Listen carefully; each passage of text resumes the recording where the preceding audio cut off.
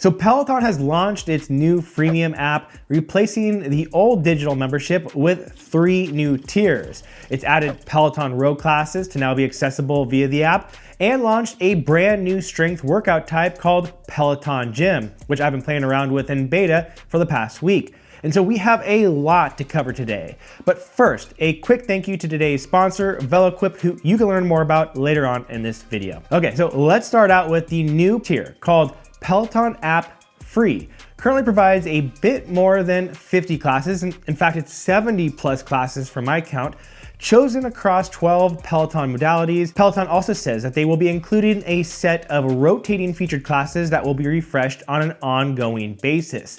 How many and how often these featured classes will be rotated, they have not said. On the free version of the app, you can see and track your workouts, save and stack classes, track activities outside of Peloton, join and participate in challenges, and interact with your friends via the social feed. It very much feels like a trial version to see if you'd enjoy Peloton, but it could be all somebody just getting started needs depending on how often they rotate those featured classes. More importantly, for many Peloton members who may want to freeze their membership for a few months each year, maybe during the summer, for example, you like to run or bike more outdoors, then this would allow you to still have access to your profile and potentially track the workouts that you do outside of Peloton to continue working towards various challenges. So very nice to see this, and I am a big fan of this new Peloton App Free tier. The next tier, called Peloton App One, costs $12.99 per month or $129 per year. And this tier pretty much provides all access to everything, including the new Peloton Gym feature, which we'll talk more about in a bit, but does not provide access to classes designed for the bike, the tread, and the row. Though App One members will be allowed to take one of 3 of these hardware-based classes per month. Now, for current Peloton digital members, this is actually a bit of an unfortunate downgrade. Prior to this update, $12.99 would give digital members access to pretty much everything except for the row content, which not even the All Access membership had access to prior to today.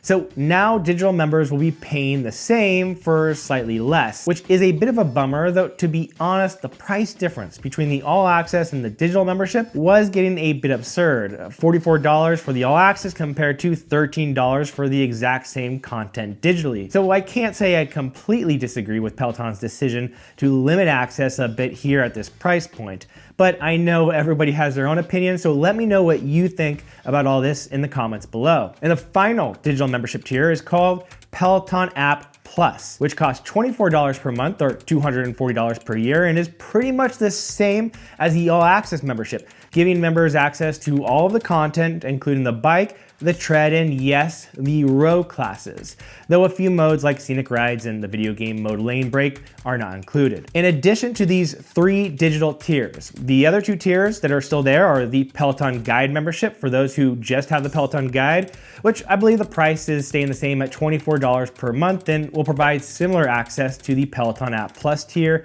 and then the All Access membership, which is $44 per month, and that's what you need to have in order to access Peloton on your bike, your tread, or row. And this seems to be the same outside of the fact that you now have access to the rowing content on the app and the Peloton Gym feature, which we'll talk about right now.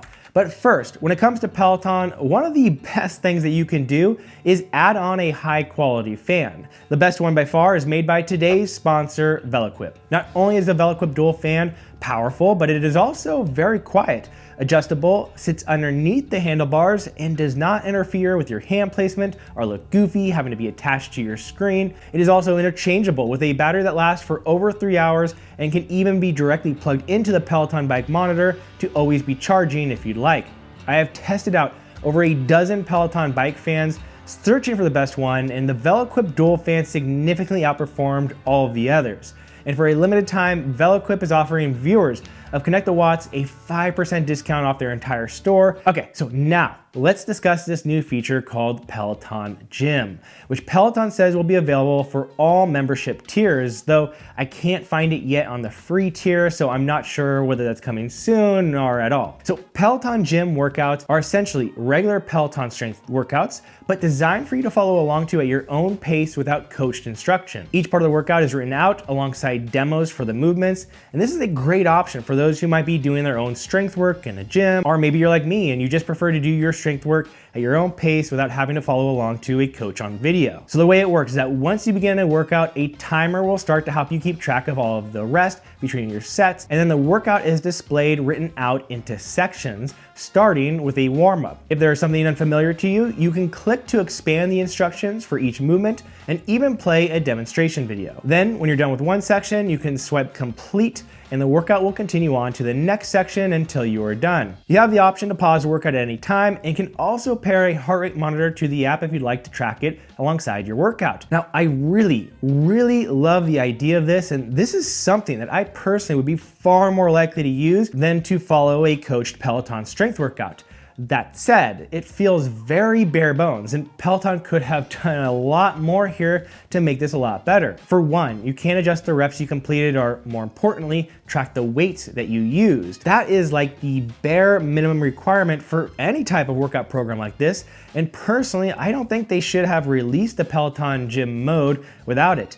And it's not like this is something that's completely new to Peloton either.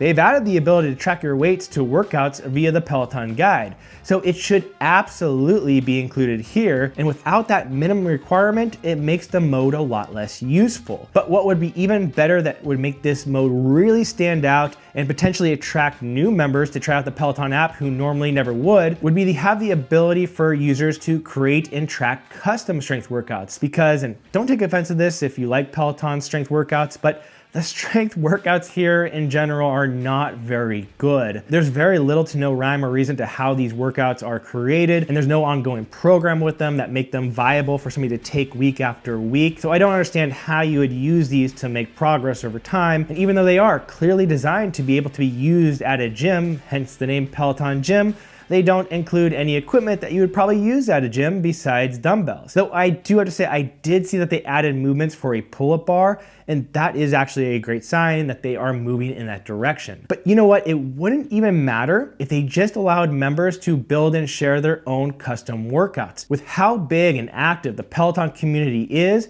with custom workouts, you would see thousands of sessions being discussed and shared online every single day. And how cool would it be to browse the new social feed to see what your friends did for their strength training and then be able to copy their workout and maybe make a few changes of your own?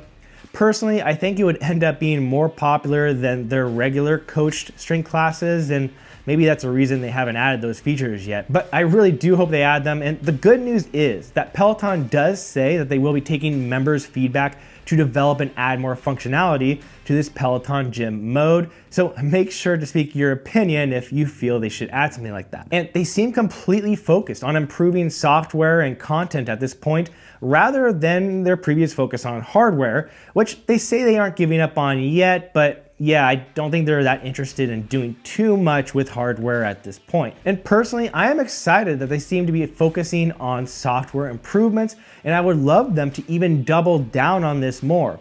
With Peloton's enormous paid membership base, I really believe they have the capacity to expand from not just being the #1 fitness content provider, but also being the #1 fitness tracker. If they can just massively improve their workout tracking capability for the strength work via this Peloton Gym mode, provide some route building and guidance for outdoor activities, and make their social feed where you see everybody's activities a little better, there is potential here to dominate other services like Strava. I hope that's the direction they are headed, but again, let me know what you think about all of this, from the new app to the new Peloton Gym mode. Share your thoughts in the comments below. As always, appreciate you being here. This is Colin Jenkins with Connect the Watts, and I'll see you next time.